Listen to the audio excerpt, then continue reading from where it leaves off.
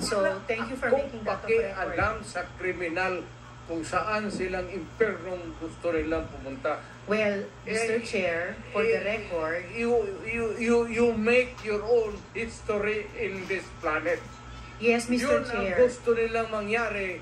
Doon sila sa impyerno at doon tayo magkita. Well, Mr. Chair, wala namang jurisdiction ng Senado sa impyerno. Dito lang sa bansa natin pwede tayo mag-investigate. Doon tayo pupunta. Well, wala po akong ambisyon pumuntang impyerno pa.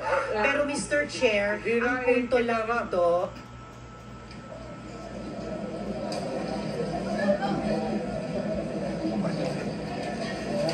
okay, so the former president is already here. Our hearing is hereby resumed. Senator Rodrigo has the floor. salamat kaayo, Mr. Chair.